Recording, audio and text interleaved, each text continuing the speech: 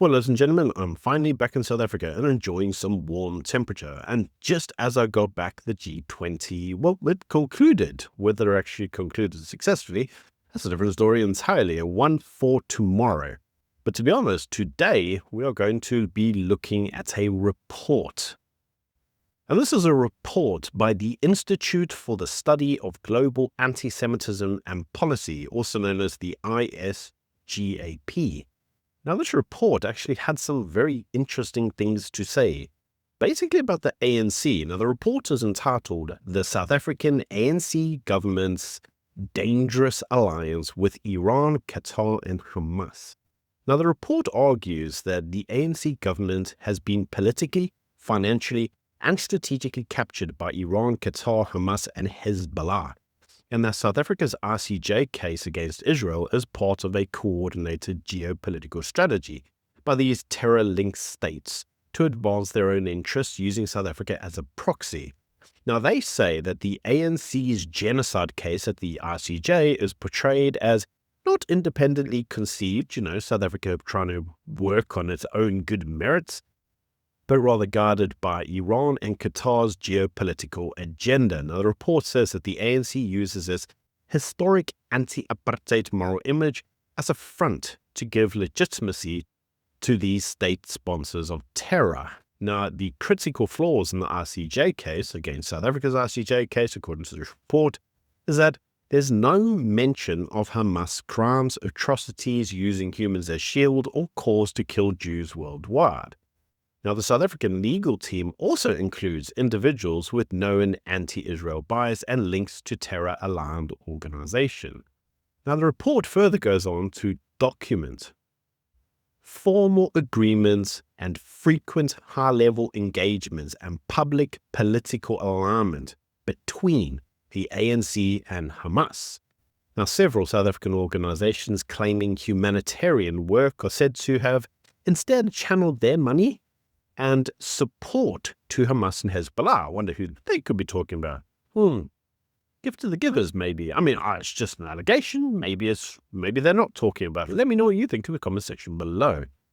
Now, the report frames these organizations as part of a dangerous transformation of the ANC away from Mandela's values into alliances with violent Islamist movements.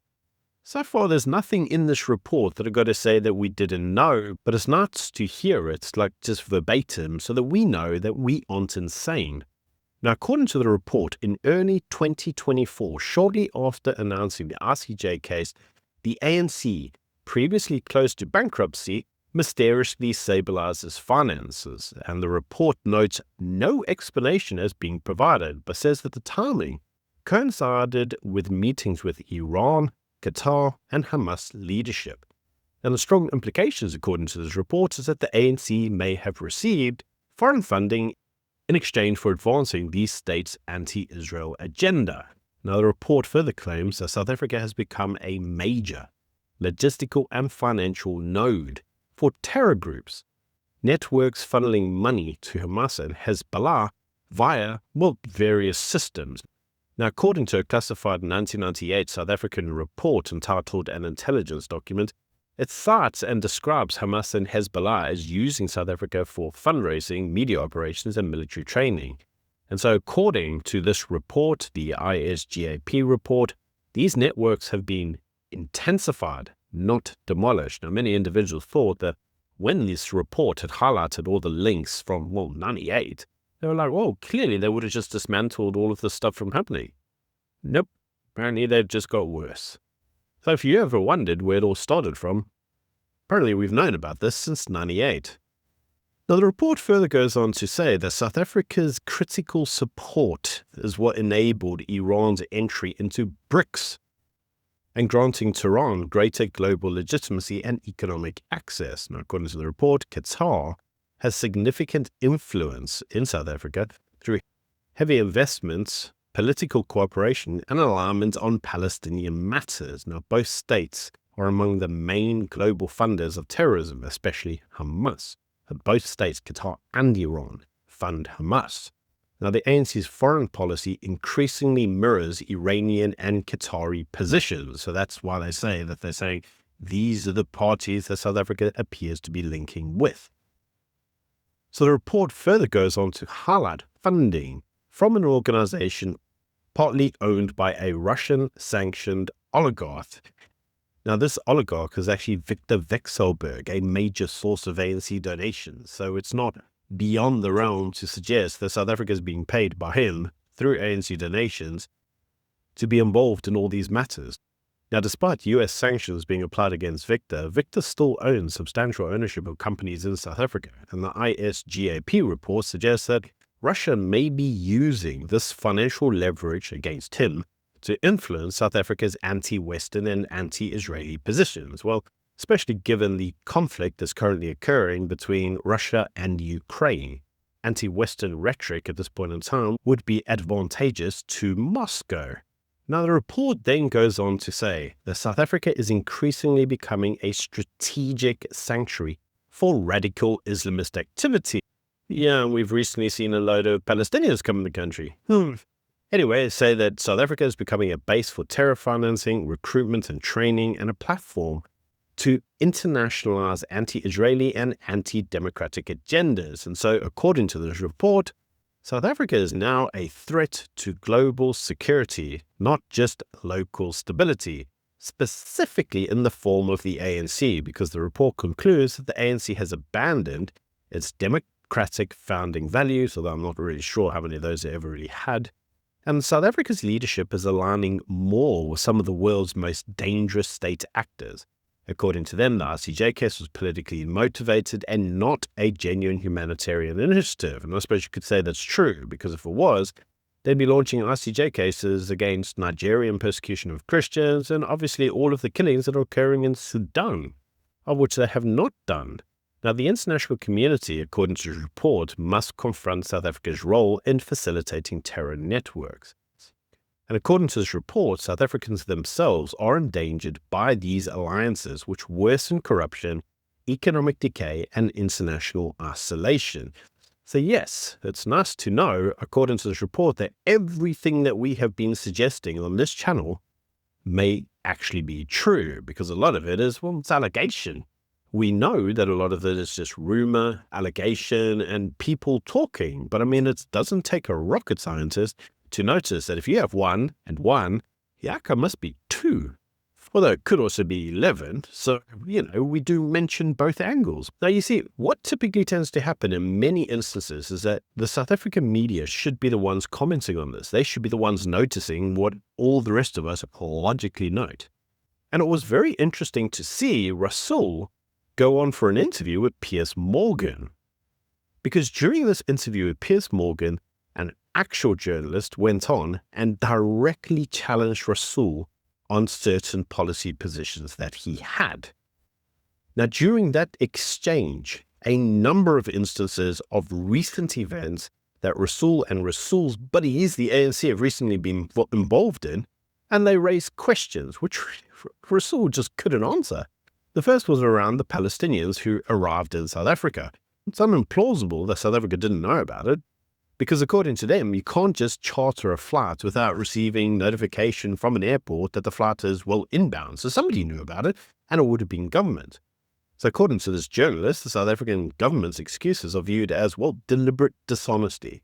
Now, according to this journalist, the Palestinian Authority was who originally pressured South Africa to reject the incoming Gazas. If you watch my video on that, you'll know that they originally flew in, they sat at the airport, and they were delayed. Well, according to this journal, it was the PA, the Palestinian Authority, who caused that delay, not Israel or everybody else who hadn't stamped passports and whatever else, because according to this journalist, the Palestinian Authority didn't want them to be received for political and financial reasons. And initially, Pretoria complied until the involvement of the gift to the givers, who, well, forced the South African government to accept them. So according to this journalist, well, these Gazans have actually now been arriving for over 2 years. And the ANC government had publicly celebrated these flights as humanitarian missions before. Now they're calling them ethnic cleansing. And so this shows you that the actual rhetoric isn't around humanitarianism. It's purely political, because that's what, remember, South Africa originally said. Well, there was a depopulation thing going on with Israel, and they were trying to get rid of all of the Palestinians and sending them abroad, and they didn't even know where they were going. And so according to this individual, if you actually look at it, the amount of Palestinian propaganda and extremist narratives all over South Africa impacts South African citizens' interests. And you can actually watch that full debate right here. Well, I think it's ridiculous that South Africa is claiming that they didn't know about it. You can't charter a plane without having those coordinates approved ahead of time. There was a connection in Kenya as well, so they knew that this was happening. The associations with the Israeli government have not been proven in any capacity other than the fact they approved the exit of these people from Gaza. And not only that, but the Prime Minister's office stated explicitly, that they are approving people to come in and to come out. They should be allowed to leave if they want to leave, and they should be allowed to come back if they want to come back. That is the policy. And the reason that it's controversial now, especially in the eyes of South Africa, this isn't new. There was another flight on October, I believe it was 29th, of another 100 Palestinians from Gaza. But the reason that it's a controversy now is because the only other agency that was operating, which is Egyptian, has been shut down because they shut down the Rafah crossing. So now, because they're going through Israel and because they're getting approval from Israel, South Africa doesn't want to accept them, and they're looking for an excuse to blame Israel for something, despite the fact that, in fact, these people are actually being moved out of harm's way. They're paying their own way to exit the Gaza Strip, and they will be allowed to return if that's what they so choose. As South Africa has led the global allegation that Israel is committing a genocide in Gaza, what's your response to that? Well, I think, obviously, I object this classification, but I also think that it's highly ironic that South Africa is claiming that while at the same time claiming that they don't want to let in people who are allegedly fleeing a genocide. So there's a lot of hypocrisy going around, especially when it comes to South Africa. And we've seen that for a very long time when it comes to the Palestinian issue. I mean, the life expectancy of Palestinians is greater than the life expectancy in South Africa. So what they have going on in South Africa, they've got their own country graylisted for terror financing, of which Mr. Rasool here has actually been a part of those agencies. A lot of what the flights that they've been bringing in just in the past 2 years, his colleague, Imtiaz Suleiman, actually brought in other highly skilled Gazans to South Africa. Last year, he brought in 59 medical students and doctors to South Africa from the Gaza Strip specifically. And when that happened, they bragged about it, how it was something humanitarian and how these people were brought in from what's going on in Gaza. Now, even more interesting was actually what happened when that individual directly debated Rasool. Because Rasool immediately started to say, no, none of this is true. And effectively, he reduced his argument down to, you must respect your elders, young lady. But at the end of the day, everything that she was saying to him was factual. And despite being factual, Rasool actually had no real commentary. He just sat there going, oh, you're old enough to be my daughter. Like, be respectful, be respectful. But everything she's saying is true. In fact, you can actually watch that debate right here. On that charge of him being a white supremacist, what's your response to that? I mean, I don't really have any comment about Donald Trump. I don't know what his personal views are. I don't care for him that much personally. I don't agree with his policy on most of the Middle East, certainly not trying to make a deal with the Islamic Republic of Iran. But I do find it highly ironic that someone who effectively is an Islamist supremacist is accusing someone else of being a white supremacist. Mr. Rasool here is someone who has openly praised Yusuf al-Qaradawi, who of course is a financier or was a financier of Hamas, who openly supported terrorism and Hamas. He has constantly affiliated himself with various figures who are involved with Hamas. He has participated in his organization as well, has even co-hosted fundraisers with organizations that were funded and created by Qaradawi, who I mentioned earlier, Suleiman, his colleague. He also has done, not only brought Gazans to South Africa, but also has bragged about his associations with Hamas officials. He's met with Islamic Jihad officials. He has also posted publicly about how he has a keffiyeh that's signed by Isma Haniyeh, the leader of Hamas. And just several months before he was appointed to be the ambassador of the United States, he was meeting with a delegation of Muslim Brotherhood officials in South Africa about how to advance the Palestinian cause. Now, given the fact that he has all of these associations with Hamas officials and with people who have funded Hamas, I would like to know, and I think the world deserves to know, what exactly he meant by supporting the Palestinian cause when meeting with those Muslim Brotherhood officials. Let's give Mr. Rasool the chance to respond. I think Emily has come here prepared to speak to a stereotype and not to Ebrahim Rasool. No, I'm talking about your actual record. Anyone who knows who I am would know that I was targeted by extremists because I stood against extremism. Actually, in the your name exact of Islam. words were. You've had a good chance. I have given you a perfect chance. You stated that Qaradawi was your spiritual guide. Those were your words. You publicly posted it. Is an important person in the Muslim world. And so he let's said leave that the Jews deserved what Hitler did to him. Do you agree with that? I was at the 60th anniversary of Auschwitz, mourning with Jews. Do you agree with Qaradawi's statements? In the Central Synagogue of Cape Town, mourning with Jews. But in relation to the statements he has made of the kind Emily is saying, would you now disavow those statements? No, I think that the point is that the Palestinian struggle is the litmus test of Western humanity. No, you stated that Qaradawi was your spiritual guide.